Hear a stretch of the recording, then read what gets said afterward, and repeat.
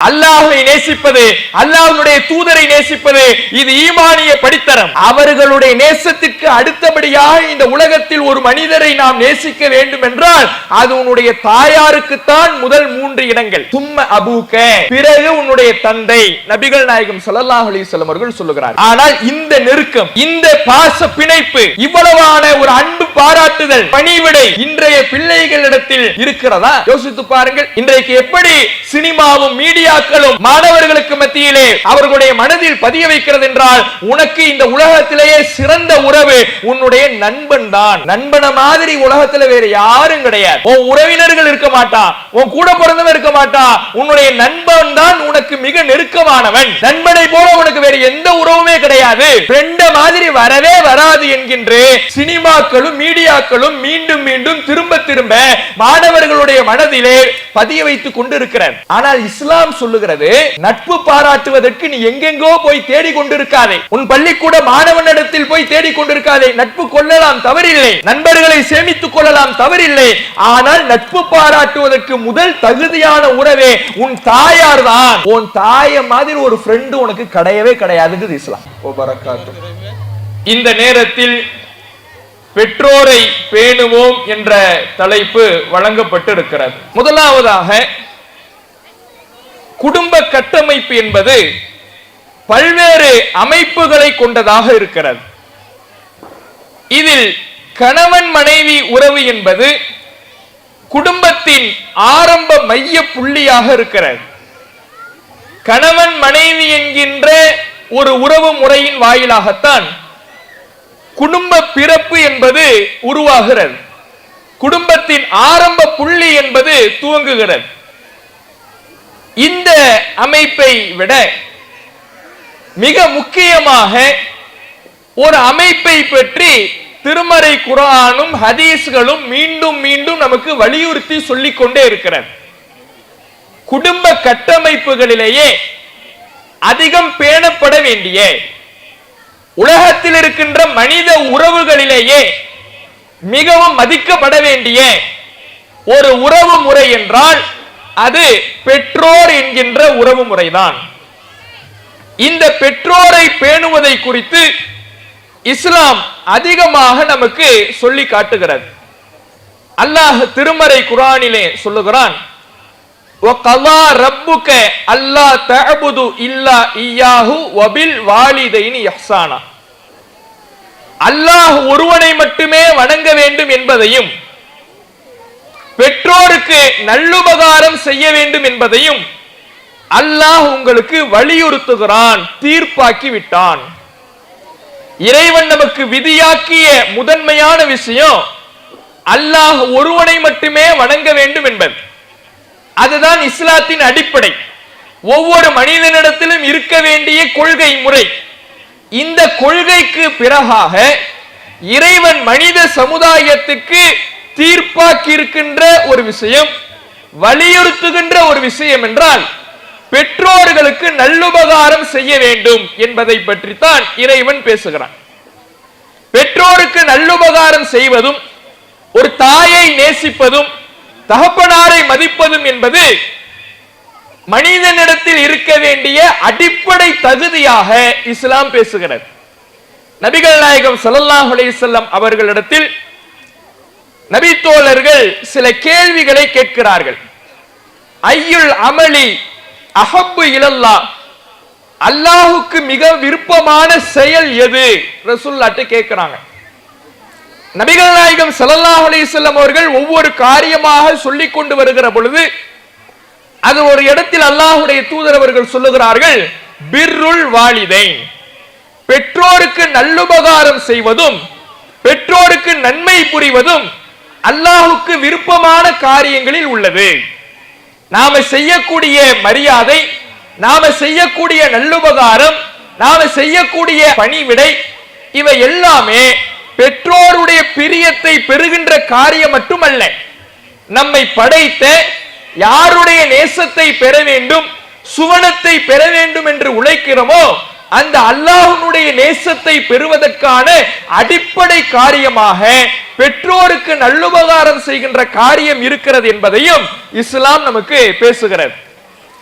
அப்ப இந்த பெற்றோர் உறவு என்பது ஒவ்வொரு மனிதனும் பேண வேண்டிய அடிப்படை தகுதி என்பதை இஸ்லாம் நமக்கு சொல்லி காட்டுகிறது. இப்ப இந்த பெற்றோரை பேண வேண்டிய பிள்ளைகளுடைய பருவத்தை நாம ஒரு 3 கட்டங்களாக பிரித்துக் கொள்வோம். ஏன்னா இன்றைக்கு சமுதாயத்துல இந்த 3 நிலைகளிலேயுமே பெற்றோரை பேண வேண்டியவர்கள் இருக்கிறார்கள்.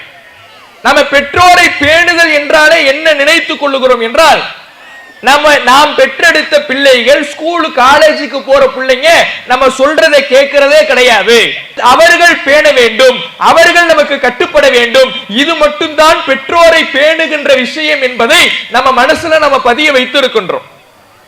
ஆனா அவர்கள் மட்டும் கேட்க வேண்டிய விஷயம் அல்ல, இங்கு இருக்கக்கூடிய ஒவ்வொருவரும் கேட்க வேண்டிய விஷயம்தான் பெற்றோரை பேணுவது குறித்து இஸ்லாம் சொல்லி தருகின்ற விஷயம். அதனால் பெற்றோரை பேண வேண்டிய பிள்ளைகளுடைய பருவத்தை நாம ஒரு 3 பிரிவுகளாக பிரித்துக் கொள்ளலாம். முதல் பிரிவு கல்வி பருவம், ஒரு பள்ளிக்கூடம் கல்லூரி படிக்கக்கூடிய கல்வி பருவம், இது ஒரு முதல் பருவம். இரண்டாவது மனிதன் உழைத்து சம்பாதித்து அதன் மூலமாக தன்னுடைய பெற்றோருக்கு பணிவிடை செய்கின்ற பருவம். முதலாவது பருவத்தில் தன்னுடைய மரியாதையின் மூலமாக தன்னுடைய கட்டுப்படுவதன் மூலமாக பணிவிடை செய்ய வேண்டிய பருவம். இரண்டாவது பருவம் வெறுமனே பணிவிடையோடு முடிந்து விடாமல் தன்னுடைய பொருளாதார உதவியின் மூலமாகவும் தன்னுடைய உழைப்பின் மூலமாகவும் பணிவிடை செய்ய வேண்டிய பருவம். மூன்றாவது தன்னுடைய திருமணத்துக்கு பிறகு தன்னுடைய பெற்றோரை எப்படி அவன் மதிக்கிறான் என்கின்ற பருவம். இந்த 3 பருவங்களிலேயுமே இன்றைக்கு நாம இங்கே உட்கார்ந்து இருக்கக்கூடிய ஒவ்வொருவரும் இருக்கிறோம். பள்ளிக்கூட போகக்கூடிய மாணவர்கள் இருக்கிறார்கள், கல்லூரி செல்லக்கூடிய மாணவர்கள் இருக்கிறார்கள், திருமணம் ஆகாமல் இன்னும் வேலைக்கு சென்று உழைத்துக் கொண்டிருக்கக்கூடிய மக்கள் இருக்கிறார்கள், திருமணம் ஆகி தன்னுடைய பொருளாதாரத்தின் மூலமாகவும் பணிவிடை செய்ய வேண்டிய மக்கள் இருக்கிறார்கள். இப்ப இங்க இருக்கக்கூடிய ஒவ்வொருவரும் நம் பருவத்திற்கு தேவையான செய்திகளை நாம் உள்வாங்க வேண்டிய கட்டாயத்தில் இருக்கிறோம். முதலாவதாக ஒரு பள்ளிக்கூட பருவ மாணவனிடத்தில் அல்லது கல்லூரி பருவ மாணவனிடத்தில் இன்றைக்கு தாய் தந்தையை பற்றிய கண்ணோட்டம் எப்படி இருக்கிறது? ஒரு தாய் என்றாலே அவளுக்கு மரியாதை எப்போதுமே குறைவாகத்தான் நடத்தப்படுகிறார். தாய்க்கு பெரியதாக மரியாதை இருப்பது கிடையாது. தகப்பனார கூட ஒரு பயத்தின் வாயிலாக வாங்க வாப்பா போங்க வாப்பான்னு ஒரு பயத்தின் மூலமாக கூட ஒரு மரியாதை இருக்கும், ஒரு அச்சத்தின் விளைவாக ஒரு மரியாதை இருக்கும். ஆனால் தாயாரை பொறுத்தவரையில இங்க வா அங்க போ என்று சர்வ சாதாரணமாக பேசக்கூடிய நிலை இன்றைக்கு மக்களிடத்திலே பிள்ளைகளிடத்திலே இருக்கிறது. அப்ப ஒரு தாய் தந்தையை ஒரு பிள்ளைகள் எப்படி மதிக்க வேண்டும்? இஸ்லாம் முதலாவதாக நமக்கு ஒரு அறிவுரையை சொல்லுகிறது. நபிகள் நாயகம் ஸல்லல்லாஹு அலைஹி வஸல்லம் அவர்களிடத்துல நபித்தோழர் கேட்கிறார், மன் அஹக்கு பி ஹுஸ்னி ஸஹாபத்தி யா ரசூலல்லாஹ், அல்லாஹ்வுடைய தூதரே, நான் இந்த உலகத்திலேயே அதிகம் நெருக்கம் பாராட்டுவதற்கு நட்பு பாராட்டுவதற்கு அழகிய உறவு யார்? இந்த உலகத்தில் எத்தனையோ மனிதர்கள் நமக்கு தெரியும், நம்மை பெற்றவர்கள், நமக்கு பிறந்தவர்கள், நம்மோடு படித்தவர்கள், நம்மோடு வேலை செய்பவர்கள், பக்கத்து வீட்டுக்காரர்கள், தெரிந்தவர்கள் தெரியாதவர்கள் என்று எத்தனையோ பேர் இருக்கிறார்கள். எல்லா மனிதர்களை விட இந்த உலகத்திலேயே அழகிய முறையில் நான் நட்பு பாராட்டுவதற்கு தகுதியான உறவு யார்? நபிகள் நாயகத்திடம் கேள்வி கேட்கிறார். நபிகள் நாயகம் ஸல்லல்லாஹு அலைஹி வஸல்லம் அவர்கள் சொல்லுகிறார்கள், உம்முக, உன்னுடைய தாயார். சும்மமன் யா ரசூலல்லாஹ், பிறகு யார் அல்லாஹ்வுடைய தூதரே? சும்ம உம்முக, பிறகு உன்னுடைய தாயார். சும்மமன் யா ரசூலல்லாஹ், பிறகு யார் அல்லாஹ்வுடைய தூதரே? சும்ம உம்முக, பிறகும் உன்னுடைய தாய்தான். உன்னுடைய தாய் தான், உன்னுடைய தாய் தான், உன்னுடைய தாய் தான் இந்த உலகத்திலேயே நீ அதிகம் நெருக்கம் பாராட்டுவதற்கும் நட்பு பாராட்டுவதற்கும் உன்னுடைய பாசத்தை அன்பை முதல் இடத்தில் வைத்து காட்டுவதற்கும் தகுதியான உறவே மனிதர்களிலேயே உன்னுடைய தாய் தான். அல்லாஹ்வை நேசிப்பது, அல்லாஹ்வுடைய தூதரை நேசிப்பது, இது ஈமானிய படித்தரம். அவர்களுடைய நேசத்திற்கு அடுத்தபடியாக இந்த உலகத்தில் ஒரு மனிதரை நாம் நேசிக்க வேண்டும் என்றால் அது உன்னுடைய தாயாருக்குத்தான் முதல் 3 இடங்கள். சும்ம அபூக, பிறகு உன்னுடைய தந்தை. நபிகள் நாயகம் ஸல்லல்லாஹு அலைஹி வஸல்லம் அவர்கள் சொல்லுகிறார்கள். ஆனால் இந்த நெருக்கம், இந்த பாச பிணைப்பு இவ்வளவான ஒரு அன்பு பாராட்டுதல், பணிவிடை இன்றைய பிள்ளைகளிடத்தில் இருக்கிறதா? யோசித்து பாருங்கள். இன்றைக்கு எப்படி சினிமாவும் மீடியாக்களும் மாணவர்களுக்கு மத்தியிலே ப்ரொஜெக்ட் செய்கிறது, அவர்களுடைய மனதில் பதிய வைக்கிறது என்றால், உனக்கு இந்த உலகத்திலேயே சிறந்த உறவு உன்னுடைய நண்பன் தான். நண்பன மாதிரி உலகத்துல வேற யாரும் கிடையாது. உன் உறவினர்கள் இருக்க மாட்டா, உன் கூட பிறந்தவன் இருக்க மாட்டா, உன்னுடைய நண்பன் தான் உனக்கு மிக நெருக்கமானவன். நண்பனை போல உனக்கு வேற எந்த உறவுமே கிடையாது. ஃப்ரெண்ட மாதிரி வரவே வராது என்கின்ற சினிமாக்களும் மீடியாக்களும் மீண்டும் மீண்டும் திரும்ப திரும்ப மாணவர்களுடைய மனதிலே பதிய வைத்துக் கொண்டு இருக்கிறார். ஆனால் இஸ்லாம் சொல்லுகிறது, நட்பு பாராட்டுவதற்கு நீ எங்கெங்கோ போய் தேடிக் கொண்டிருக்காதே, உன் பள்ளிக்கூட மாணவனிடத்தில் போய் தேடிக் கொண்டிருக்காதே. நட்பு கொள்ளலாம், தவறில்லை. நண்பர்களை சேமித்துக் கொள்ளலாம், தவறில்லை. ஆனால் நட்பு பாராட்டுவதற்கு முதல் தகுதியான உறவே உன் தாயார் தான். உன் தாய மாதிரி ஒரு ஃப்ரெண்டு உனக்கு கிடையவே கிடையாது இஸ்லாம். உனக்கு ஃப்ரெண்டுனா முதல் 3 இடம் உன் தாய்க்கு தான். அப்ப இப்படி தாய் தகப்பனுடைய உறவு தான் மிக நெருக்கமாக இருக்க வேண்டும் என்று இஸ்லாம் சொல்லுது. ஆனா இன்றைக்கு அப்படியான உறவு நெருக்கத்தை பார்க்க முடிகிறதா? தாயாரை பற்றி திட்டுகிறான், தகப்பனாரை பற்றி திட்டுகிறான். அவன் தனக்கு ஏதேனும் ஒரு பொருள் வாங்கி கொடுக்கவில்லை என்றால் கட்டுப்பட மறுக்கின்றான். தான் நினைத்ததை, தான் ஆசைப்பட்டதை, தனக்கு வேண்டியதை பெற்றோர் வாங்கித்தர மறுத்துவிட்டால் உடனே கோபம் கொண்டு அவர்களிடத்தில் சொல்லல் எண்ணாத வார்த்தைகளை எல்லாம் கொட்டி தீர்த்து விடுகின்றான். இப்படி இருந்து கொண்டு எனக்கு என்ன மன கஷ்டம் இருந்தாலும் என் ஃப்ரெண்டு மாதிரி எனக்கு வராது என்று சொல்லுறான்னா, அப்ப இஸ்லாமிய மரபு இன்றைக்கு இஸ்லாமிய மாணவர்களிடத்திலிருந்து அப்புறப்படுத்தப்பட்டு கொண்டிருக்கிறது என்பதை நாம சிந்தித்து பார்க்க வேண்டும். அப்ப தாய் தந்தை உறவு என்பது மிக முக்கியமானது, முதன்மையானது என்பதை உணர வேண்டும். ஏன்?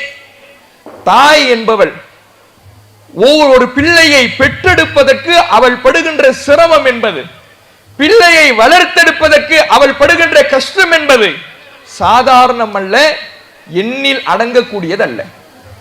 தகப்பன் தன்னுடைய பிள்ளை அவன் ஒரு நல்ல நிலைமையை அடைகின்ற வரை அவனை முன்னேற்றுவதற்கு அவர் படுகின்ற கஷ்டம் என்பது சொல்லில் அடங்காதது.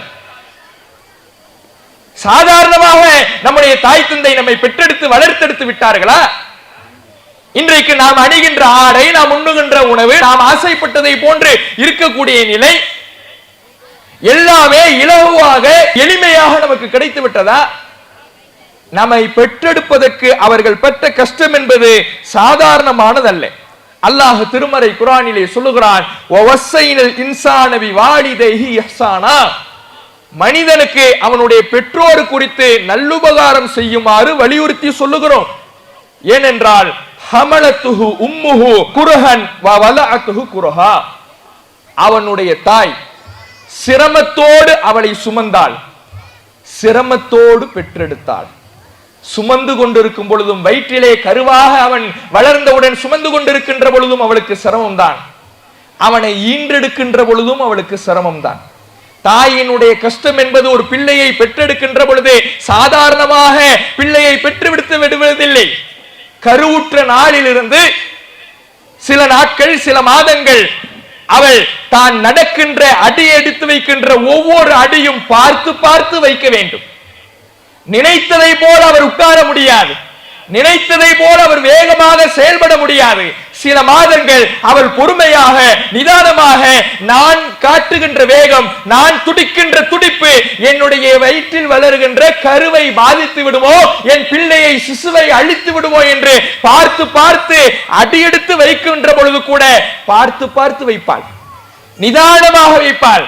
ஒவ்வொரு நிமிடமும் ஒவ்வொரு நொடி பொழுதும் கனவுகளோடு தன்னுடைய நேரத்தை கழிப்பாள். என் பிள்ளை எப்படி வளர்வான், எப்படி பிறப்பான், அவனை நான் எப்படி வளர்க்க போகிறேன், என்னவெல்லாம் செய்ய போகிறேன், அவனுக்கு நான் வைக்கக்கூடிய பெயர் என்ன, இப்படி கருவுற்றதிலிருந்தே பிள்ளையை பற்றிய நினைப்போடு அனுதினமும் கழிப்பாள்.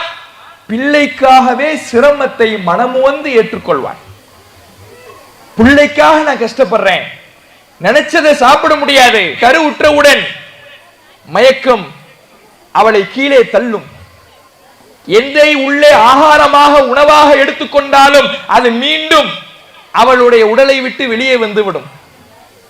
அவளால் நிம்மதியாக எதையும் சாப்பிட்டு விட முடியாது, ருசி பார்த்து விட முடியாது, நினைத்ததை சாப்பிட்டு விட முடியாது. சில உணவுகளை ஒதுக்க வேண்டும், சில உணவுகளை தள்ள வேண்டும், வெறுத்த உணவை கூட உட்கொள்ள வேண்டும். இப்படியான எல்லா சிரமத்தையும் அவள் அனுபவிப்பாள். அதோடு முடிஞ்சிடுச்சா? அவளுடைய அந்த பிரசவ காலம் முழுவதுமே அவளுக்கு கஷ்டங்கள் தான். அந்த சுமையை தன்னுடைய வயிற்றிலே ஒரு சுமையை சுமந்து கொண்டு அவள் நினைத்த இடத்துக்கு போக முடியாது, நினைச்ச தூரத்துக்கு பயணம் செய்ய முடியாது, எங்கெங்கேயோ போகணும்னு நினைச்சிருப்பா, போக முடியாது. சரி, பெற்றெடுக்கும் பொழுதாவது சுகப்பிரசவம். சுகப்பிரசவம் ஏதோ எந்த ஒரு வழியுமே இல்லாம பெற்றெடுக்கிறது கிடையாது. அவ்வளவு கஷ்டப்படுகிறார். அவள் அந்த பிரசவத்தின் பொழுது தாங்குகின்ற வலியை ஒரு ஆணால் கூட தாங்க முடியாது. அந்த வலியை தாங்குவதாக இருந்தால் அடுத்த கட்டம் மரணம் தான். மரணத்தை தான் சந்திக்கணும். ஒரு பெண் பிரசவத்தின் பொழுது தாங்குகின்ற வலியை எந்த ஒரு மனிதனாலும் தாங்க முடியாது. அப்படி ஒரு வலி ஒரு ஆணுக்கு ஏற்பட்டு விட்டால் அவன் மரணத்தை சந்தித்து விடுவான் என்று அறிவியல் பேசுகிறது. மரணத்தின் வாயிலை தொட்டுவிட்டு பிரசவத்தின் போது திரும்பி வருகிறாளே, இதையெல்லாம் அவள் அந்த சிரமத்தை சுமந்ததற்கு காரணம் என் புள்ள ஆரோக்கியமா நல்ல முறையில பிறக்கணுங்கிறதுக்கு தான். இங்க இருக்கக்கூடிய ஒவ்வொரு பிள்ளைகளும் சிந்தித்து பாருங்கள். இன்றைக்கு நாம் ஓடுகின்றோம், விளையாடுகின்றோம், உழைக்கின்றோம், ஸ்கூலுக்கு போறோம், காலேஜுக்கு போறோம், எல்லா வேலைகளையும் செய்கிறோம் என்றால் அன்றைக்கு நம்முடைய தாய் அவ்வளவு சிரமங்களையும் சுமந்து கொண்டு நமக்காக செய்த தியாகத்தின் விருட்சமாகத்தான் இன்றைக்கு நாம் விளையாடி கொண்டிருக்கிறோம். அந்த தியாகத்துக்கு மதிப்பளிக்க வேண்டாமா? அந்த தியாகத்துக்கு மரியாதை செய்ய வேண்டாமா? அந்த தியாகத்துக்கு ஒரு கண்ணியம் செய்ய வேண்டாமா? மரியாதையை கொடுத்து நம்முடைய பெற்றோருடைய உள்ளம் குளிர்கின்ற வகையில் நடக்க வேண்டாமா? சர்வ சாதாரணமாக உதாசீனப்படுத்தி விடுகின்றோம். இன்னைக்கு பெற்றோருக்கும் பிள்ளைக்கும் நடுவுல இருக்கிற மிகப்பெரிய எதிரி யாருன்னா போனு தான். போன்லயே உட்கார்ந்து இருப்பான் பிள்ளை. ஒரு வேலை சொல்லுவீங்க, பெற்றோர் என்ன பண்ணுவாங்க, ஒரு வேலை சொல்லுவாங்க. புள்ள பேரு அப்துல்லான்னு வச்சுப்போம். கிச்சன்ல இருந்துகிட்டு டே அப்துல்லா, டே அப்துல்லா, டே அப்துல்லா பக்கத்து வீட்டுக்கு கேட்டுரும். ஆனா அவனுக்கு கேட்கவே கேட்காது, போன்லயே உட்கார்ந்து இருப்பான். நீங்க போய் கடைசி நேரத்தில் ஒரு கோவப்பட்டு என்ன பண்ணுவாங்க தாய், அந்த போனை கையிலிருந்து பிடுங்கிட்டா போதும், அவ்வளவுதான். மிருகமா மாறிடுவான். போனை கையிலிருந்து மட்டும் வாங்கி பாத்தீங்கன்னா மிருகமா மாறிடுவான். தான் தூம்னு வானத்துக்கும் பூமிக்கு குதிக்கிற வகையில கத்துறான். இன்றைக்கு பிள்ளைகள் இப்படி செய்யக்கூடிய பிள்ளைகள் ஒவ்வொருவரும் யோசித்து பார்க்க வேண்டும். நம்ம தாயை அப்படி பேசிடலாமா? திட்டிடலாமா? அவ்வளவு தியாகம் செய்து நம்மை வளர்த்தெடுத்த அந்த தாயிடத்திலே மரியாதை குறைவாக வார்த்தைகளை உபயோகித்து விடலாமா? அவளுடைய மனம் புண்படிபடி நடந்து விடலாமா? திருமறை குர்ஆன் பேசுகிறது, ஃபலா தகுல்லஹுமா உஃப். உன் பெற்றோரை பார்த்து நீ சீன்னு கூட சொல்லிடாத. உஃப்ங்கிற அரபு வார்த்தை இருக்குல்ல, அந்த வார்த்தைக்கு இருக்கிறதுலேயே குறைந்தபட்ச திட்டுவதற்கான வார்த்தைன்னு அர்த்தம். இருப்பதிலேயே குறைஞ்சபட்சம் என்ன திட்டுறதுக்கு வார்த்தை இருக்கு அதான். நம்ம தமிழ்ல சீன்னு சொல்றோம், சீ அப்படின்றோம். இத கூட நீ உன் தாயை பார்த்து சொல்லாத, உன் தகப்பனை பார்த்து சொல்லாத. ஏன்னா அவன் உன்னை சாதாரணமாக வளர்க்கல, சாதாரணமாக உன்னை பெற்றெடுக்கல. அவன் பட்ட கஷ்டம் ஒவ்வொன்றையும் நீ நினைத்து பார் என்று பெற்றோருடைய அந்த நிலையை இஸ்லாம் பிள்ளைகளுக்கு நினைவூட்டுகிறது. இன்னைக்கு சர்வ சாதாரணமாக இது போன்ற நிலை இருக்கிறத பார்க்கிறோம். இன்னும் என்னெல்லாம் பண்றான் தாய் தகப்பனார், ஐபோன் வாங்கி தரலைன்னா நான் சாப்பிட மாட்டேன். சாதாரணமா இன்னைக்கு நடக்குது வீடுகள்ல. பைக்கு வாங்கி தரலைன்னா நான் சாப்பிட மாட்டேன். பைக்கு வாங்கி தரலன்னா நான் சாப்பிட மாட்டேன். நான் ஸ்கூலுக்கு பைக்கில் தான் போவேன். எனக்கு போன் வேணும். ஆண்ட்ராய்டு போன் வச்சு இருந்திருப்பான். அந்த ஆண்ட்ராய்டு போன்லாம் இப்ப எனக்கு பத்தாது. போனே இல்லாதவன் ஆண்ட்ராய்டு போன் வாங்கி வைப்பான். ஆண்ட்ராய்டு போன் வச்சிருந்தவன் எனக்கு ஐபோன் வாங்கி கொடுங்க, இல்லைன்னா நான் சாப்பிட மாட்டேன் என்று பெற்றோருடைய மனம் வேதனைப்படுகின்ற அளவுல இன்றைக்கு பிள்ளைகளுடைய செயல்பாடு இருக்குதா இல்லையா? யோசித்து பாருங்க. பிள்ளைகளுடைய செயல்பாடு இப்படி ரொம்ப மோசமாக இருக்கிறது. அப்ப அந்த நேரத்தில் பெற்றோருடைய மனம் எப்படி புண்படும், எப்படி வேதனைப்படும்? பிள்ளைகள் சிந்தித்து பார்க்கணும். நம்ம இப்படி அடம் பிடிக்கிறோமே, நமக்கு வேணுங்கிறத உடனே இருந்து வாங்கிடணும்னு சாதிக்கிறோமே, நம்ம பெற்றோர் எந்த நிலையில இருக்கிறாங்க? நமக்கு சாப்பாடு தருவதற்காக, நம்முடைய அத்தியாவசிய தேவையை நிறைவேற்றுவதற்காக, நாம் நல்ல உணவை உண்பதற்காக, நல்ல உடையை அணிவதற்காக, ஏன் புள்ள கிழிந்த ஆடைகளை அணிந்து கொண்டு வெளியே செல்லக்கூடாது, ஏன் புள்ள 4 பேர் முன்னாடி நல்ல சாப்பாடு சாப்பிடணும், மரியாதையா சுத்தமான ஆடையை அணிந்து கொண்டு இருக்க வேண்டும் என்பதற்காக அழுக்கு ஆடையை தான் அணிந்து கொண்டிருக்கின்ற பெற்றோர் எத்தனையோ பேர் இருக்கிறாங்க. கிழிந்த ஆடையை தைத்து பயன்படுத்திக் கொள்ளுகிற எத்தனையோ தாய்மார்களும் தந்தைமார்களும் இருக்கிறாங்க. இவன் நல்ல செருப்பு அணிஞ்சிருப்பான், ஸ்கூலுக்கு நல்ல ஷூ போட்டுட்டு போகணும், எல்லா பிள்ளையும் ஷூ நல்ல பளபளன்னு போட்டுட்டு வருது, அது மாதிரி பாலிஷ் பண்ணி என் புள்ள போட்டுட்டு வரணுங்கிறதுக்காக ஒரு செருப்பு பிஞ்சிட்டா கூட வேற செருப்பை வாங்காம அந்த செருப்பை தச்சு பயன்படுத்துறான அந்த பெற்றோருக்கு, அந்த தாயார, அந்த தகப்பனார, அவர்களுக்கு நாம செய்யற பிரதிபலன் சீனு திட்டுறதா, அவமதிக்கிறதா, சொல் பேச்சு கேட்காம இருக்கிறதா? பிள்ளைகள் சிந்திக்கணும். நாம சாப்பிடுறதுக்காகத்தான் அவங்க சாப்பிடாம பட்டினி கிடக்கிறாங்க. உங்களுடைய தகப்பனார் வேலைக்கு செல்லுகிறார், கடைக்கு செல்லுகிறார் என்றால் ஏதேனும் ஒரு கட்டத்திலே ஒருவேளை உணவு அவருக்கு இல்லாமல் தான் இருக்கும். நாம 3 வேளை சாப்பிடணுங்கிறதுக்காக அவருடைய உணவு 2 வேளை தான் இருக்கும். அவர் வெளியிலே சந்திக்கின்ற சிரமங்களை பிள்ளைகளிடம் சொல்ல மாட்டார். நான் போய் கஷ்டப்படுறேன், வேர்வை சிந்துறேன், ரத்தம் சிந்துறேன், நான் கடைக்கு போனேன், என் முதலாளி என்ன அசிங்கமா பேசிட்டாரு, மனசெல்லாம் கஷ்டமா இருக்கு, என் கடைக்கு ஒரு வியாபாரி வந்தா என்ன கண்ணா பின்னாடி திட்டா, நான் கடைக்கு போற வழியில பைக்ல ஒருத்தவன் என்ன கேவலமா பேசிட்டா, இப்படி சந்திக்கின்ற ஒவ்வொரு பிரச்சனையையும் பிள்ளைகள்கிட்ட வந்து சொல்றது கிடையாது. அதை புரிந்து கொள்ள வேண்டிய இடத்துல பிள்ளைங்க இருக்கிறீங்க. நாம தான் புரிஞ்சுக்கணும். நம்ம பெற்றோருக்கு மரியாதை செய்ய வேண்டிய கடமை நமக்கு தான் இருக்கு. சீன்னு கூட சொல்லிடாத, அவங்க பட்ட கஷ்டம் கொஞ்ச நெஞ்சம் இல்லை என்பதை இஸ்லாம் நமக்கு உபதேசமாக தருகிறது. அதே மாதிரி இறைவன் திருமறை குர்ஆன்ல சொல்லி காட்டுகின்ற பொழுது பெற்றோருக்கு ஒரு மனிதன் எப்படியெல்லாம் செயல்பட வேண்டும் என்பதை சொல்லுகிற பொழுது ரப்பி ஒரு பிரார்த்தனையை இறைவன் சொல்லுகிறான். அனிஷ்குர் நிஅமத்தக அல்லதி அன்அம்த அலைய வஅலா வாலிதைய, எனக்கு நீ செஞ்ச அருட்கொடைக்கும் என்னுடைய பெற்றோருக்கு நீ செஞ்ச அருட்கொடைக்கும் நான் நன்றி செலுத்துகின்ற ஒரு பிள்ளையாக இருப்பதற்கு எனக்கு வாய்ப்பளிப்பாயாக. ஒரு பிரார்த்தனையை அல்லாஹ் சொல்லித்தரான். ஏன்னா உனக்கு செஞ்ச அருட்கொடைக்காகவும் நீ நன்றி செலுத்து, உன் பெற்றோருக்கு செஞ்ச அருளுக்காகவும் நீ நன்றி செலுத்து. ஏன்னா உன் பெற்றோருக்கு அருள் இல்லைன்னா நீயே இருந்திருக்க முடியாது, உன்னை அவங்களால வளர்த்திருக்க முடியாது, உன்னால சாப்பிட்டிருக்க முடியாது, உன்னால நல்ல உணவை உடுத்திருக்க முடியாது. அவங்களுக்கு நல்ல அருள் கிடைச்சதுனாலதான் இன்னைக்கு நீ இருக்கிற. அவங்களுக்கு கிடைச்ச அருளுக்காக நீ நன்றி செலுத்து என்று இஸ்லாம் ஒவ்வொரு பிள்ளைகளுக்கும் கட்டளையிடுகிறார்.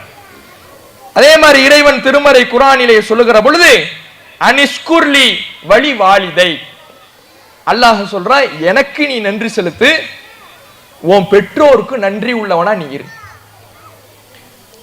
இறைவன் சொல்லக்கூடிய வார்த்தையை பாருங்கள்.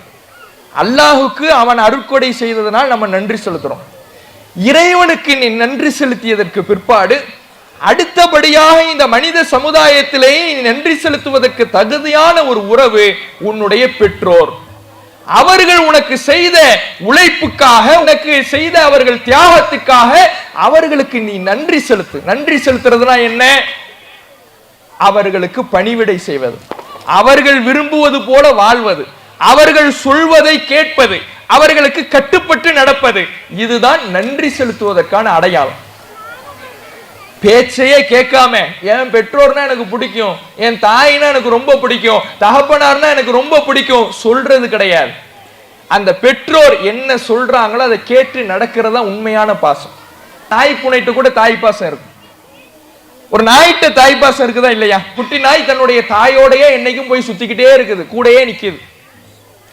ஒரு பூனைட்டு இருக்குது. அப்படி இருக்கக்கூடிய பாசம் மட்டும்தான் இந்த மனிதனுக்கு இருக்கணும்னு அர்த்தம் இல்லை. மனுஷனுக்கு சிந்திக்கின்ற அறிவு இருக்குன்னா, நாம இந்த நாயிலிருந்து பூனையிலிருந்து வேறுபட்டு நிற்கிறோம்னா, வெறுமனே வார்த்தை அளவிலே இருக்கக்கூடிய பாசம் மட்டும் இருந்தால் போதாது. நம்முடைய வாழ்க்கையிலே ஒவ்வொரு செயல்பாடுகளிலேயும் அவர்களுடைய தியாகத்தை நினைவு கூர்ந்து அவர்களுக்கு நன்றியுள்ள பிள்ளைகளாக நாம் இருப்பதுதான் ஒவ்வொரு பிள்ளைகளும் பெற்றோரை பேணுவதின் அடிப்படை விஷயமாக இருக்கிறது. அப்ப இதை நாம கவனிக்கக்கூடியவர்களாக இருக்கணும்.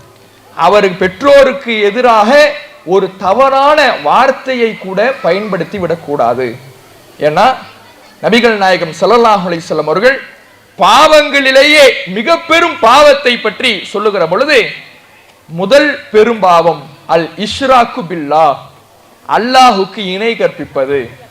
இரண்டாவதாக ரசூலுல்லாஹ் சொல்றாங்க உகூக்குல் வாலிதைன், பெற்றோருக்கு நோவினை செய்வது. நோவினை செய்யறதுன்னா இழுத்து போட்டு அடிக்கிறது மட்டும் கிடையாது, அவங்க மனசு புண்படி நடக்கிறதும் நோவினை செய்யறதான். இன்னைக்கு பிள்ளைகள் ஒவ்வொருவரும் தங்களுடைய நெஞ்சில் கையை வைத்து தங்களுடைய மனசாட்சிக்கு விரோதம் இல்லாமல் யோசித்து பாருங்கள். என் பெற்றோருக்கு நான் மனம் புண்படி நடந்து கொண்டதே இல்லை என்று எந்த பிள்ளையாவது சொல்ல முடியுமா? என் பெற்றோர், என் தாய், என் தகப்பனார் மனசு கஷ்டப்படும்படி நான் நடந்ததே இல்லை சொல்ல முடியுமா? அவர்களை திட்டி இருப்போம், அவர்களை உதாசீனப்படுத்தி இருப்போம், அவர்களை ஏசி இருப்போம், அவர்கள் சொல்படி நடக்காமல் இருந்திருப்போம், அவர்கள் விருப்பத்திற்கு நாம் இசையாமல் இருந்திருப்போம். இப்படி எந்த ஒரு விஷயத்திலையுமே அவர்களுடைய விருப்பத்திற்கு மாறாக பல்வேறு நேரங்களில் நம்ம நடந்திருப்போம். அவங்க சொல்லுவாங்க போமான்ட்டு போயிடுவோம். இந்த போமான்ட்டு சாதாரணமா நம்ம போயிடுறோம்ல, ஆனா பெற்றவருக்குத்தான் தெரியும் அதில் இருக்கக்கூடிய அந்த மன கஷ்டம்ங்கிறது. இல்லையே என் அம்மா என்ன என்கிட்ட கோச்சுக்கிட்டது கிடையாது, என் வாப்பா என்கிட்ட கோச்சுக்கிட்டது கிடையாதுன்னு நீங்க நினைக்கலாம், பிள்ளைங்க நினைக்கலாம். ஆனா பெற்றோர் அதிலும் தியாகம் தான் செய்கிறார்கள். தங்களுடைய உணர்வுகளை கூட, தங்களுடைய வருத்தத்தை கூட என் பிள்ளைக்கு நான் கடத்திடக்கூடாது, நான் வருத்தப்படுறதை கூட என் பிள்ளைக்கு நான் காட்டிடக்கூடாதுன்னு பெற்றோர் மறைக்கிறாங்க. நீங்க பேசுறது அவர்களுக்கு வலிக்கத்தான் செய்யும், நீங்க பேசுறது அவர்களுக்கு மனதில் காயத்தை ஏற்படுத்தத்தான் செய்யும். ஏற்படுத்தாமல் எல்லாம் இருக்காது, எல்லாம் அவர்களுடைய உள்ளத்தில் ரணமாக அவர்களுடைய உள்ளத்தில் காயத்தை ஏற்படுத்தி கொண்டிருக்கும். ஆனால் பிள்ளைகளிடத்துல அதை வெளியில காட்டிக்க மாட்டாங்க. தனிமையில உட்கார்ந்து என் புள்ள இப்படி ஒரு வார்த்தையை சொல்லிட்டானே, என் புள்ள என் சொல் பேச்சை கேட்காம இருக்கிறானே, அவனுக்காக நான் என்னெல்லாம் கஷ்டப்பட்டேன் என்று யோசித்துக் கொண்டிருப்பார்கள். அப்ப அப்படியாக நமக்காக தியாகம் செய்த, தன்னுடைய வாழ்க்கையே தனக்காக தியாகம் செய்த நம்முடைய பெற்றோருக்காக நாம பணிவிடை செய்வதுதான் இஸ்லாத்தில் மிக உயரிய நற்காரியமாக இறைவனால் மனிதர்களுக்கு வலியுறுத்தி சொல்லப்பட்டதாக இருக்கிறது. இரண்டாவதாக நாம கவனிக்க வேண்டிய விஷயம் என்னன்னா, ஒரு உழைக்கின்ற பருவத்துக்கு போறோம். இப்ப ரெண்டாவது பருவத்துக்கு போறான் மனிதன். படிப்பெல்லாம் முடிஞ்சிடுச்சு, வேலைக்கு போய் சம்பாதிக்கணும். ஏன் சம்பாதிக்கணும்? தனக்கான ஒரு குடும்பத்தை உருவாக்கி கொள்வது இரண்டாவது காரணமாக இருந்தாலும், முதல் காரணம் இவ்வளவு நாட்கள் என்னுடைய தாயும் தந்தையும் கஷ்டப்பட்டு வளர்த்துட்டாங்க. என் தகப்பனார் எனக்கு நினைவு தெரிந்த நாளிலிருந்து, நான் பிறப்பதற்கு முன்பிலிருந்து உழைத்தார் உழைத்தார் உழைத்துக் கொண்டே இருக்கிறார். அவர் வேலை பார்த்துக்கிட்டே தான் இருக்கிறார், கஷ்டப்பட்டுக்கிட்டே தான் இருக்கிறார். அவர் ஆரம்பத்தில் நான் எப்படி பார்த்தேனோ அதே போன்றுதான் அவர் இருக்கிறார். சில தகப்பன்மார்களுக்கு கைகள் காய்ச்சி போயிருக்கும், சிலருக்கு கால் காய்ச்சி போயிருக்கும். நோய்களை, கஷ்டங்களை, வலிகளை வைத்துக் கொண்டிருந்தார். என் புள்ள நல்லா இருக்கணுங்கிறதுக்காக கஷ்டப்படுறேன்னு அந்த கஷ்டத்தை எல்லாம் மனமுவந்து அவர் ஏற்றுக்கொண்டு இருப்பார். இப்ப புள்ள சம்பாதிக்கணும், சம்பாதிக்கின்ற பருவத்தை அடைஞ்சிட்டான், படிப்பு முடிஞ்சிடுச்சு. இவன் நல்ல சம்பாதிக்கணும், நல்ல நிலைமையில இருக்கணுங்கிறதுக்காக லட்சங்களை செலவழித்து தனக்காக ஒரு சட்டை எடுத்துக்கிறதுக்கு யோசித்த ஒரு மனிதன், தனக்காக ஒரு நல்ல செருப்பு வாங்குறதுக்கு யோசிச்ச மனுஷன், தனக்காக ஒரு நல்ல வசதியை ஏற்படுத்தி கொள்வதற்கு யோசிச்ச மனுஷன் புள்ளைக்காக லட்சத்தை செலவு பண்ணியிருப்பான். ஏன்? என் புள்ளை எதிர்காலத்துல நல்ல சம்பாதிச்சு நல்ல பெரிய ஆளா உருவாகணும், அதுல எனக்கு கொடுக்கணுங்கிறதுலாம் அவங்களுக்கு ஆசை கிடையாது. என் பிள்ளை நல்லா இருக்கணும், ஆனால் கொடுக்க வேண்டியது பிள்ளைகளுடைய கடமை. ஆனா இன்னைக்கு எப்படி இருக்கிறான்னு பாருங்க பிள்ளைகளுடைய நிலைமை. உழைப்பு என்பதின் மீது அக்கறையே இல்லாமல் இன்றைக்கு பல இளைஞர்கள் உருவாகி இருக்கிறார்கள். செல்போன்கள் சோம்பேறிகளாக மாற்றி இருக்கிறது. மாய உலகத்திலே வாழ வைத்து இருக்கிறது. அவர்களை சுற்றி என்ன நடக்கிறது, என்ன சமூக பிரச்சனைகள் நடக்கிறது, சமூகத்திலே பொருளாதார நெருக்கடி எவ்வளவு இருக்கிறது, எந்த கண்ணோட்டமும் இல்லாமல் அவர்களை ஒரு மாய உலகத்தில் வாழ வைத்து சோம்பேறிகளாக மாற்றி இருக்கிறது. சமீபத்தில் எல்லாரும் நிறைய பார்த்திருப்பீங்க சமூக வலைதளத்துல, ஒரு தனியார் தொலைக்காட்சியில ஒரு நிகழ்ச்சி. ஒரு பக்கம் பெற்றோர், இன்னொரு பக்கம் பிள்ளைகள். பிள்ளைகள்ங்கிறவங்க படிப்பை முடிச்சிட்டு இன்னும் வேலைக்கு போகாதவங்க, பெற்றோருங்கிறவங்க இன்னும் வேலைக்கு போய்கிட்டு இருக்கிறவங்க. இப்படி ரெண்டு சாராரா இருக்கிறாங்க. நிருபர் ஒரு பையன்கிட்ட கேட்கிறாரு, நீங்க படிச்சு முடிச்சிட்டீங்களா? ஆமா முடிச்சிட்டேன். ஏன் இன்னும் வேலைக்கு போகல? இல்ல நான் போனேன், சரி எனக்கு பிடிக்கல வந்துட்டேன். ஏன் வந்துட்டீங்க? காலையில 9 மணிக்கெல்லாம் என்ன வர சொல்றான், காலைல 9 மணிக்கெல்லாம் என்ன வர சொல்றான், நான் எப்படி போறது அப்படிங்கிறான். இவனுக்காக இவன் தகப்பனார் காலைல 5 மணி 4 மணி நைட்டு முழுக்க கூட கண் விழிச்சிருப்பார்.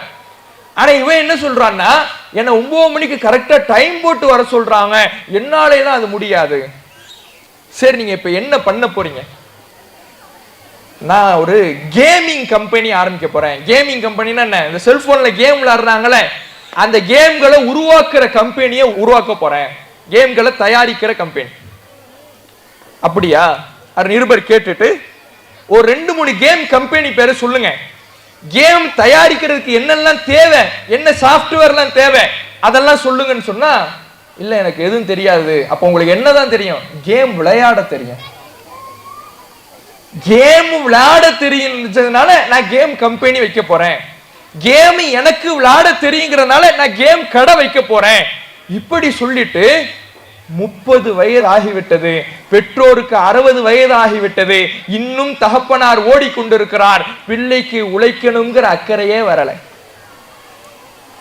இன்னொரு பெற்றோர் சொல்றாங்க, என் புள்ள வேலைக்கு போற வயசாயிடுச்சு, அவன என்கிட்ட பைக் வாங்கி கேட்டான், பைக்கு விலை எவ்வளோ? 2 லட்சம். வாங்கி கொடுத்துட்டீங்களா? வாங்கி கொடுக்கலைன்னா சாப்பிட மாட்டேன்டா. எந்த நிலைமையில இன்றைக்கு சமூக இளைஞர்களுடைய நிலைமை போய்கிட்டு இருக்குன்னு பாருங்க. சோம்பேறிகளாக, அலட்சியமானவர்களாக, உழைப்பின் மீது அக்கறை இல்லாதவர்களாக, என்னை காப்பாற்றிய, என்னுடைய வாழ்வை செம்மைப்படுத்திய, என்னை கல்வியிலே, அந்தஸ்திலே, சமூக நிலைமையிலே, என்னுடைய வாழ்வியலிலே என்னை அழகாக்கிய என்னுடைய பெற்றோரை நான் உட்கார வைத்தவர்களுக்கு சாப்பாடு போடுறேங்கிற அக்கறை இன்றைக்கு இல்லாத இளைஞர்களாக இன்றைக்கு பல இளைஞர்கள் உருவாகி இருக்கிறாங்க. இதுதான் இஸ்லாம் கற்றுத்தந்த பெற்றோரை பேணுவதா? இந்த நோய் இஸ்லாமிய இளைஞர்களிடத்திலேயும் இருக்கிறது. இந்த நோய் இஸ்லாமிய இளைஞர்களிடத்திலேயும் துளிர்விட ஆரம்பித்திருக்கிறது. கேம்கள்ல மூழ்கி, செல்போன்கள்ல மூழ்கி, உழைப்பின் மீது அக்கறை இல்லாதவர்களாக பல பேரை பார்க்கிறோம். எந்த வேலையுமே செய்யறது கிடையாது. தகப்பனார் இன்னும் சம்பாதிக்கிறாரே உட்கார்ந்து கொண்டிருக்கக்கூடிய நிலைமையை பார்க்கிறோம். நபிகள் நாயகம் ஸல்லல்லாஹு அலைஹி வஸல்லம் அவர்களுடைய காலத்துல அல்லாஹ்வுடைய தூதர் அவர்கள் கனவுல ஒரு நிகழ்வை பார்க்கிறாங்க. ரசூலுல்லாஹ்வுக்கு கனவுல வருவதெல்லாம் வஹி, இறை செய்தி. கனவுல சொர்க்கத்தை ரசூலுல்லாஹ் பார்க்கிறாங்க. அந்த சொர்க்கத்துல ஒரு நபித்தோழர் அழகான முறையிலே கிராத் குர்ஆன் ஓதி கொண்டு இருக்கிறார். ரசூலுல்லாஹ் கேட்கிறாங்க, மன் ஹாதா, இவர் யார்? அப்ப ரசூலுல்லாஹ்வுக்கு பதில் சொல்லப்படுகிறது, ஹாரிஸத் இப்னு நுஅமான், இவர்தான் ஹாரிசா பின் நுஅமான்கிறவர். ஹாரிசா பின் நுஅமான் சொல்லப்பட்ட உடனே நபிகள் நாயகம் ஸல்லல்லாஹு அலைஹி வஸல்லம் அவர்கள் கண் விழித்து சஹாபாக்களிடம் வந்து, ஹாரிசா பின் நுஅமானை நான் சொர்க்கத்தில் பார்த்தேன், ஏனென்றால் இன்ன அபர்ரன் நாசி பி உம்மிஹி, அவர் மக்களிலேயே தன்னுடைய தாயாருக்கு அதிகம் பணிவிடை செய்பவராக, நல்லுபகாரம் செய்பவராக இருக்கிறார். தாயாரையும் தகப்பனாரையும் அதிகமா மதிச்சாதான் சொர்க்கத்துக்கே போக முடியும். தாயை மதிச்சதுனாலதான் ஹாரிசா பின் நுஅமான் சொர்க்கத்திலே இருக்கிறார். அதிகமாக நல்லுபகாரம் செய்வோராக, மக்களிலேயே அதிகம் தன்னுடைய தாயை குறித்து அக்கறை கொண்டவராக ஹாரிசா பின் நுஅமான் இருந்தார் என்று நபிகள் நாயகம் ஸல்லல்லாஹு அலைஹி வஸல்லம் அவர்கள் நற்செய்தியை சொல்றாங்க. அதே போல அல்லாஹ்வுடைய தூதர் அவர்கள் இன்னொரு முன்னறிவிப்பையும் செஞ்சாங்க. பிற்காலத்துல உவைசுல் கர்னி அப்படிங்கிற ஒரு நல்லடியார் வருவார். அவர் அல்லாஹ்விடத்திலே சத்தியம் செய்து இறைவனிடத்தில் ஏதேனும் ஒன்றை பிரார்த்தித்தால் அபர்ரஹு, அல்லாஹ் அவருக்கு அதை நிறைவேற்றி தருவான். அவர் ஒரு நல்லடியாராக இருப்பார், எளிமையான வாழ்க்கை வாழ்வார். அப்படியான ஒரு மனிதருக்கு பெரிய பணங்காசு அவர்கிட்ட இல்ல, ரொம்ப எளிமையான வாழ்க்கை தான் வாழ்றாரு, ஏழையாகத்தான் இருக்கிறாரு. அவரிடத்தில் பொருளாதார சிரமம் இருந்தாலும் கூட அவர் பிரார்த்தனை செய்தால் அல்லாஹ் ஏற்றுக்கொள்வான் என்கின்ற மிகப்பெரிய அந்தஸ்து அவருக்கு கிடைக்கப் பெறுவதற்கான காரணம் என்ன? நபிகள் நாயகம் ஸல்லல்லாஹு அலைஹி வஸல்லம் அவர்கள் சொல்லுகிறார்கள், ஹுவ லஹு வாலிதா ஹுவ லஹா பர்ருன். அவருக்கு ஒரு தாய் இருந்தார், அந்த தாயாருக்கு அவர் நல்ல பிள்ளையாக நல்லுபகாரம் செய்பவராக இருந்தார். பெத்தவங்களுக்கு நல்ல பிள்ளையா இருக்கிறதா அல்லாஹ்விடத்துல சிறந்த அந்தஸ்தையே பெற்று தரும். உலகத்துல சிறந்த அந்தஸ்தை பெற்று எந்த மனிதனும் நாளை மறுமையிலே நம்மை காப்பாற்ற போவது கிடையாது. என் நண்பன் தான் எனக்கு முக்கியம், நண்பன் கூட ஊர் சுத்துகிறேன், அதில் தாயார் கண்டித்தாலும் தகப்பனார் கண்டித்தாலும் நான் கண்டு கொள்ள மாட்டேன், அவர்களுடைய பேச்சையும் மீறி நான் செல்வேன், இரவு நேரங்களிலே இத்தனை மணிக்கு வீட்டுக்கு வந்துவிட வேண்டும் என்று பெற்றோர் சொன்னாலும் அவர்களுடைய பேச்சை கேட்காமல் நண்பன் தான் முக்கியம் என்று செல்கின்ற பொழுது அந்த நண்பன் நம்மை மறுமையிலே காப்பாற்ற போவது கிடையாது. நாம் இந்த உலகத்திலே வாழுகிற பொழுது நம்ம தாய் பேச்சை கேட்டு நடந்தா, தகப்பனார் பேச்சை கேட்டு நடந்தா, அந்த நல்லுபகாரம் தான் மறுமையிலே நம்மை காப்பாற்றும், அல்லாஹ்விடத்திலே சிறந்த அந்தஸ்தை பெற்றுத் தரும் என்று நபிகள் நாயகம் ஸல்லல்லாஹு அலைஹி வஸல்லம் அவர்கள் சொல்லுகிறார்கள். என்றால் பிள்ளைகளாக இருக்கக்கூடிய நாம ஒவ்வொருவரும் கவனிக்கணும், நாம பெற்றோருக்கு எப்படி நடக்கிறோங்கிறத பொறுத்து தான் நம்ம மறுமை நிலை இருக்கு. அப்ப இவர் பெற்றோருக்கு நல்லுபகாரம் செய்வதில் மிக முக்கியமானது, ஒரு குறிப்பிட்ட காலத்துக்கு பிறகு அவர்களுக்காக நாம உழைத்து அவர்களை நல்ல நிலைமையிலே உட்கார வைத்து அவர்களுக்கு நல்ல வாழ்க்கை நிலையை ஏற்படுத்தி கொடுக்க வேண்டும் என்பது ஒரு பெற்றோரின் மீது கடமையாக இருக்கிறது. அதுக்கு மிகச்சிறந்த உதாரணம் ஜாபிர் ரலியல்லாஹு அவர்கள். இந்த ஜாபிர் ரலியல்லாஹு அவர்கள் அப்துல்லாஹ் என்கின்ற ஒரு நபித்தோழருடைய மகன். இந்த அப்துல்லா ரலியல்லாஹு அவர்கள் உஹது போர் சமயத்தில் தன்னுடைய மகன் ஜாபிரை அழைக்கிறார். அழைத்து சொல்றாரு, இந்த போர்லயே நான் கொல்லப்பட்டுடுவேன் நினைக்கிறேன், இதற்கு பிறகு நான் உயிரோடு இருப்பேனான்னு தெரியாது, நான் மௌத்தாயிட்டேன்னா எனக்கு கொஞ்சம் கடன் இருக்குது, நான் மௌத்தாவதை பத்தி கவலைப்படல, என் உயிர் போயிடும் அதை பத்தி நான் கவலைப்படல, எனக்கு இருக்கிற கவலை என்னன்னா எனக்கு கொஞ்சம் கடன் இருக்குது, இன்னும் உனக்கு தங்கச்சிகளும் இருக்கிறாங்க அவங்களையும் பார்த்துக்கணும், எனக்கு இருக்கிற கடனையும் நிறைவேற்றணும், நீ நிறைவேற்றிடுறியா? மகனை கூப்பிட்டு கேட்கிறாரு. மகன் ஜாபிர் சொல்றாரு, நான் நிறைவேற்றிடுறேன், எல்லாத்தையும் நான் பார்த்துக்கிறேங்கிறாரு. அவர் நினைச்சத மாதிரியே உஹது போர்ல கொல்லப்பட்டு விடுகிறார். உஹது போரில் கொல்லப்பட்டால் தன்னுடைய தகப்பனாருடைய கடனை ஜாபிர் ரலியல்லாஹு அவர்கள் கஷ்டப்பட்டு அடைக்கிறார். தனக்கு கீழே 9 தங்கச்சிகள் இருக்கிறாங்க, எல்லாம் சின்ன சின்ன குழந்தைங்க. இதனால் இவர் என்ன பண்றாருன்னா திருமணம் முடிக்கிறார். ரசூலுல்லாஹ் கேட்கிறாங்க, திருமணம் ஆயிடுச்சா? ஆமா. எந்த பெண்ணை நீ திருமணம் முடித்தாய்? புதிதாக திருமணம் முடிக்க போகிற பெண்ணை திருமணம் முடித்தாயா? ஏற்கனவே திருமணம் முடித்து கணவனை இழந்த பெண்ணை, விதவை பெண்ணை நீ திருமணம் முடித்திருக்கிறாயா? இல்லை அல்லாஹ்வுடைய தூதரே, நான் விதவை பெண்ணை தான் திருமணம் முடிச்சிருக்கிறேன். ஏன் நீயும் புதுசா கல்யாணம் முடிக்கிற, இதே மாதிரி புதுசா ஒரு பெண்ணை திருமணம் முடிக்கணும், அந்த பெண்ணை நீ திருமணம் முடிச்சிருக்க வேண்டியதானே, நீ விதவை பெண்ணை ஏன் திருமணம் முடிச்ச அப்படின்ற சொல்ல காரணத்தை கேட்கிறாங்க. அப்ப அவர் சொல்றாரு, புதுசா ஒரு பெண்ணு வந்தாங்கன்னா அவங்களுக்கும் சின்ன வயசா இருக்கும், என் தங்கச்சிகளும் சின்ன வயசா இருக்கிறாங்க, ஆனா ஒரு விதவை பெண் என்றால் அவள் வாழ்க்கையில் அனுபவப்பட்டவளாக இருப்பாள், அவளை நான் திருமணம் செய்து கொள்வதன் மூலமாக என் தகப்பனாருடைய கடைசி வசியத்து, கடைசி வாக்குறுதி, கடைசி வலியுறுத்தி சொன்ன மரண சாசனத்தை நான் நிறைவேற்றுவதற்காக, என்னுடைய தங்கச்சிமார்களை நான் பாதுகாப்பதற்காக விதவை பெண்ணை நான் கரம் பிடித்திருக்கிறேன்கிறார். யோசிச்சு பாருங்க, தகப்பனாருக்காக அவர் மரணித்து விட்டாலும் கூட அவருக்காக உழைத்து கடனை நிறைவேற்றம் செய்திருக்கிறார் ஜாபிர் ரலியல்லாஹு அன்ஹு அவர்கள். அவர் விட்டு சென்ற அவருடைய பிள்ளைகள், தன்னுடைய தங்கச்சிமார்களுடைய வாழ்க்கை நல்ல நிலைமையிலே வர வேண்டும் என்பதற்காக புதிதாக ஒரு பெண்ணை பார்த்து திருமணம் செய்தால் இவர்களுக்கு மத்தியில் ஏதேனும் ஒரு பிரச்சனை வந்துவிடும். ஆனா ஒரு விதவை பெண் என்றால் அனுசரிச்சு இருப்பா, அதனால நான் அவளையே தேர்ந்தெடுத்திருக்கிறேங்கிறார். ஒரு பிள்ளை எப்படி இருக்க வேண்டும் என்பதற்கு ஜாபிர் ரலியல்லாஹு அன்ஹு அவர்கள் உதாரணம்.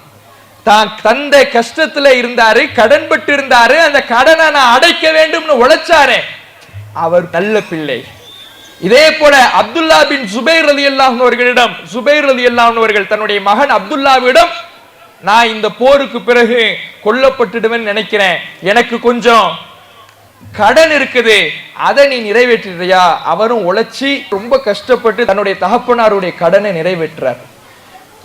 மரணத்துக்கு பிறகும், தகப்பனாருடைய மரணத்திற்கு பிறகும் தகப்பனாருக்காக பெற்றோருக்காக உழைத்த பிள்ளைகளாக அன்றைய நபித்தோழர்கள் இருந்தார்கள். ஆனால் இன்றைய இஸ்லாமிய பிள்ளைகளில் சிலர், இளைஞர்களில் சிலர் தகப்பனார் உழைத்துக் கொண்டிருக்கும் பொழுது அவரை உட்கார வைத்து அவருக்கான நல்ல வாழ்வை ஏற்படுத்தி கொடுக்கின்ற நிலைமையில் நான் உழைக்கின்றேன் என்கின்ற ஒரு நிலைக்கு கூட இன்றைக்கு வராமல் உழைப்பிலே அலட்சியம் செய்யக்கூடியவர்களா இருக்கிறாங்களே. அப்ப உழைத்து தன்னுடைய பெற்றோருக்கு நல்ல நிலைமை ஏற்படுத்தி கொடுக்கணும். இப்ப மூணாவது கட்டத்துக்கு வருவோம். திருமணம் முடிந்த பிறகு இப்பதான் மிக சவாலான காலகட்டம். மனைவி என்பவள் வருவாள், இவனுக்கு ஒரு குடும்பம் உருவாகும். குடும்பம் உருவாகிய பிறகு தன்னுடைய தாய் தந்தையை இவன் எப்படி பார்த்து கொள்கிறான், அவர்களுக்கு செய்ய வேண்டிய கடமைகளை சரியாக நிறைவேற்றுகிறானா, இது இருக்கக்கூடிய மிகப்பெரிய சவால்.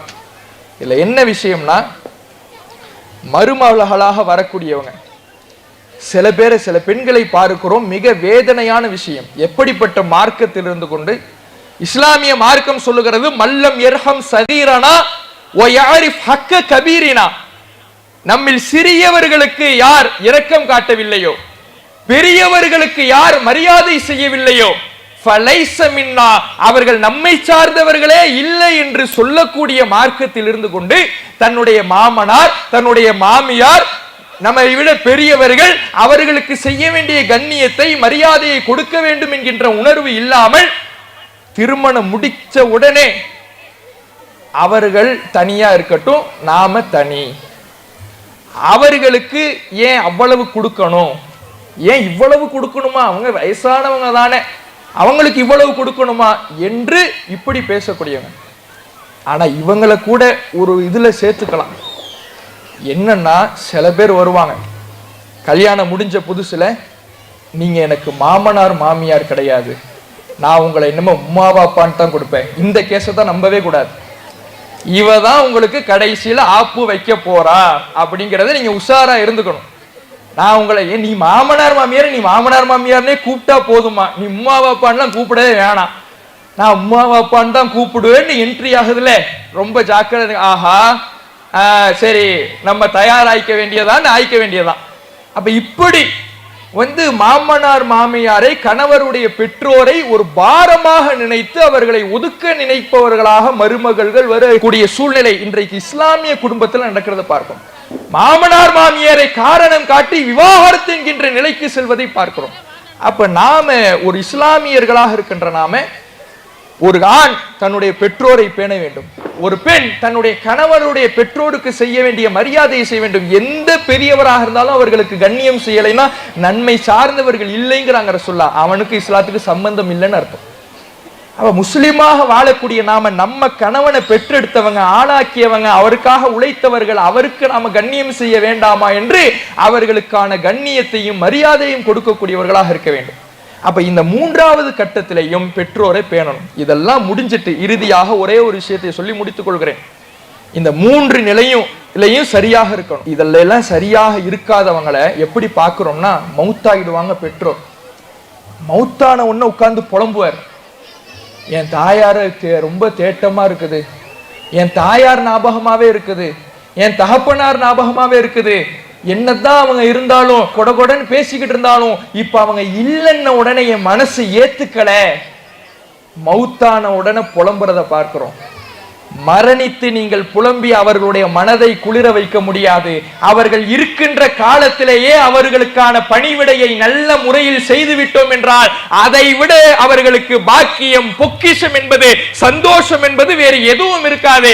எதுவும் வேணாம், நீங்க போன் பண்ணி உங்க தாய்க்கு, உங்க தகப்பனாருக்கு, நீங்க எந்த மூளை முடுக்கில இருந்தாலும் போன் பண்ணி சாப்பிட்டீங்களான்னு கேட்கிற ஒரு வார்த்தை தருகிற சந்தோஷம் அவர்களுக்கு வேற எதுலையுமே இருக்காது. மாத்திரை போட்டீங்களா, டாக்டர் போனீங்களா, அந்த சந்தோஷம் எதுலையுமே இருக்காது. இதையெல்லாம் செய்யாம விட்டுட்டு மௌத்தான உடனே புலம்புறது. நான் என்னதான் இருந்தாலும் என் தாய் அப்படி பார்த்திருக்கணும், இப்படி பார்த்திருக்கணும், தகப்பனார் இப்படி பார்த்திருக்கணும், இப்ப எனக்கு கல்யாணம் முடிஞ்சு எனக்கு ஒரு புள்ளன்னு வரும்போதுதான் எனக்கு தெரியுதுன்னு புலம்பக்கூடியதை பார்க்கிறோம். ஒன்னு நினைச்சீங்க, நம்ம பிள்ளைகள் முன்னாடி நம்ம பெற்றோரை நாம உதாசீனப்படுத்துறோம்னா நாளைக்கு நம்ம புள்ள நம்ம உதாசீனப்படுத்தும். இதை மனதில் பதிய வைத்து நாம நம்முடைய பெற்றோரை அதிகமாக பேணி நடந்தோம் என்றால், அவர்களுக்கு கொடுக்க வேண்டிய கண்ணியத்தையும் உரிமைகளையும் நாம நிறைவேற்றினோம் என்றால் நம்ம பிள்ளைங்க நமக்கு பார்ப்பாங்க. நாம நம்ம பிள்ளைங்க முன்னாடி நம்முடைய தாய் தந்தையினரை, வீட்டில் இருக்கின்ற பெரியவர்களை உதாசீனப்படுத்தி அலட்சியப்படுத்தி விரட்டுகிறோம் என்றால் நாளைக்கு அதே வேலையைத்தான் நம்ம புள்ள நமக்கு செய்யும். இன் அஹ்சன்தும் அஹ்சன்தும் லிஅன்ஃபுசிக்கும், நீங்க செய்யறது நல்லது உங்களுக்கே திரும்ப வரும். வ இன் அஸஅதும் ஃபலஹா, நீங்க செய்யறது கெட்டது உங்களுக்கே திரும்ப வரும். அதனால பெற்றோர் விஷயத்துல நல்லது செஞ்சோம்னா நம்ம பிள்ளைங்க மூலமா அந்த நல்லதை நாம அனுபவிக்கலாம். அதை மனதில் பதிய வைத்து இஸ்லாம் சொல்லுகின்ற முறையிலே பெற்றோரை பேணக்கூடிய நன்மக்களாக உங்களையும் என்னையும் அல்லாஹ் ஆக்கியல் முடிவான பிரார்த்தித்து எனது உரையை நிறைவு செய்கின்றேன். வாஹிர் தவானா அல்ஹம்துலில்லாஹி ரப்பில் ஆலமீன். அஸ்ஸலாமு அலைக்கும் வரஹ்மத்துல்லாஹி வபரகாத்துஹு. இஸ்லாம் மற்றும் சமுதாய செய்திகளை அறிந்து கொள்ள தமிழ்நாடு தௌஹீத் ஜமாஅத் யூடியூப் பக்கத்தை உடனடியாக சப்ஸ்கிரைப் செய்து கொள்ளுங்கள். மேலும் பெல் பட்டனையும் கிளிக் செய்து கொள்ளுங்கள்.